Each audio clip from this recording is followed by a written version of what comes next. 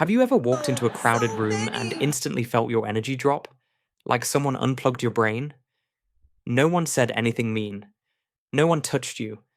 But somehow, just standing there, with all the What noise, is faces, and this? movement, Party time! made you want to run away and hide in a bathroom stall. You're not alone. And you're definitely not broken. This strange feeling, like you're a phone on 2% just from being around people, is something more of us experience than we realize. Even those who love socializing can hit a mysterious wall in crowded places. But why does it happen? Let's start with the obvious. Your senses are being bombarded. Bright lights, overlapping conversations, background Make it music, stop. Please footsteps, make it the stop. hum of the air conditioning. Your brain is processing all of that all at once. And it's not just passive background noise. Every sound and every motion triggers tiny alerts in your nervous system. Your eyes dart, your ears strain, your brain tries to decide what's important and what can be ignored. This is what scientists call sensory overload. It's like your brain is running too many apps in the background, and everything starts to lag. Some researchers say your prefrontal cortex, the part that helps with decision making and social interaction, gets especially overworked in these settings. It's trying to read the room, interpret facial expressions, plan your words, and filter distractions, all at the same time. Imagine it like this: your brain is a nightclub bouncer. In a small group, it's easy to manage, check IDs, wave people through. But in a crowd, there's a mob at the door, everyone yelling, Stop pushing, pushing! laughing, Please, I can't keep crying, up! Let us and your in! poor bouncer is overwhelmed, sweaty, and wondering if this job is worth the pay. And here's another twist: you're not just processing your own emotions, you're absorbing other people's too. Thanks to mirror neurons, your brain is constantly scanning the people around you and echoing their emotional states. A kind of subconscious empathy. If someone near you is stressed, anxious, or hyperactive, your brain might start mimicking that, even if you were feeling fine 5 minutes ago. Being surrounded by dozens of emotional signals, some conflicting, some intense, is like being tuned into 5 radio stations at once. It's exhausting. Add to that the subtle pressure to perform socially. You may not even realize it, but your brain is working behind the scenes to help you smile at the right moments, nod appropriately, appear relaxed, or think of something clever to say. That performance mode might feel effortless at first, but the longer it runs, the more energy it burns. And then there's the evolutionary angle. According to some psychologists, our brains haven't had time to fully adapt to the density of modern life.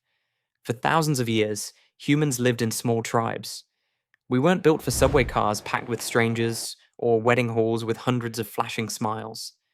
Our nervous systems still sometimes treat these situations like potential threats. We scan for danger, not just physical, but social. Who's looking at me? Did I say something weird? Do I belong here? All of this puts us in a low grade stress state. Not a full panic, but a quiet tension humming under the surface. And like any stress, it's draining, even if you don't notice it right away. The result? After an hour or two in a crowded place, you might feel like you ran an emotional marathon. You're not sad. You're not anxious. You're just blank, like your brain closed for maintenance. And that's okay. It's not about being introverted or shy. It's about being human. A human with a brain that's doing an incredible amount of behind the scenes work to keep you socially afloat. So the next time you step out of a party and feel like lying on the floor in complete silence, know this: your brain isn't weak. It's just tired. And it's been working a lot harder than you think. Sometimes it's not even the number of people that gets you, it's what being around them demands. The tiny performances, the constant calculations, the feeling that you're on even when no one is paying close attention. I remember being at a party once, the kind where everyone seems to be having fun. I was chatting, smiling, I'm not sure laughing what you. when it made sense to laugh. But after about an hour, something in me just checked out. I stayed polite, nodded along, but inside, I felt like a balloon someone let go of midair, floating above my body, watching it continue the conversation on autopilot. It wasn't dramatic or depressing, just hollow. It turns out, what really wears us down isn't always the noise or the crowd, it's the invisible social math our brains are constantly solving. In a room full of people, your brain tries to track multiple things at once. Who's watching me? Who should I talk to next? Was that joke awkward? Should I keep smiling? How do I exit this conversation gracefully? It's like playing 10 chess games simultaneously, except every opponent is mildly drunk and emotionally unpredictable. This is what psychologists call cognitive load, the total mental effort being used in your working memory. And crowded places ramp that up fast. You're not just existing, you're navigating, monitoring, performing, all while pretending it's casual. Even the simple act of deciding where to stand can be a mental hurdle. Too close to the speaker? People might think you're awkward. Too far out? You'll look like you don't want to be there. Every micro decision adds to what researchers refer to as decision fatigue, a slow drain of mental battery that eventually leaves you staring into space, wondering how humans ever enjoyed this. And here's where it gets even trickier. Some people feel this more intensely than others. Introverts, sure, but also people who are highly sensitive, those with social anxiety, or just anyone having an off day. And still, many of us blame ourselves for needing a break. We tell ourselves things like, everyone else is fine. Why am I like this? Or I should stay longer. I don't want to be rude. But the truth is, your body and brain aren't being difficult. They're sending signals. Hey, they're whispering, we've had enough input for now. And if you ignore that, you might keep going physically, but mentally you'll feel like someone replaced your thoughts with elevator music. So, what can you do about it? Start with permission. Give yourself the green light to step outside, find a quiet spot, or even leave early, without guilt. That doesn't make you antisocial. It makes you aware of your own limits. Some of the most emotionally intelligent people I know are the ones who know when to dip out before the mental crash. Second, plan for recovery. If you know you're heading into a crowded, draining space, a big family event, a networking session, a concert, try to bookend it with solitude. A calm morning walk, an early night after. Think of it as charging your internal battery before and after heavy use.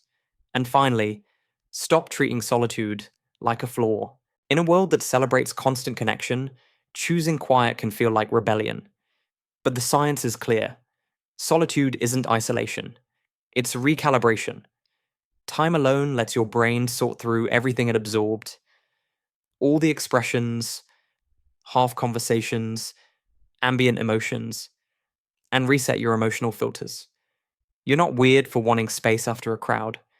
You're just paying attention to what your body's been trying to tell you all along. So next time you walk out of a busy room and feel that sudden wave of peace, don't question it. Enjoy it. That's your nervous system unclenching. That's your mind stretching its legs. And hey, if your phone needed recharging after 2 hours of notifications, wouldn't you plug it in without thinking twice? Same goes for you. If this hit home or reminded you of that one time you smiled for 3 hours straight and then collapsed like a dying Roomba, hit that subscribe button. We've got plenty more human psychology explained simply, and you don't even have to leave your room for it. And I'd love to hear your thoughts. What's the most draining crowd experience you've had? Drop your story in the comments. Let's normalize being people who need a little peace,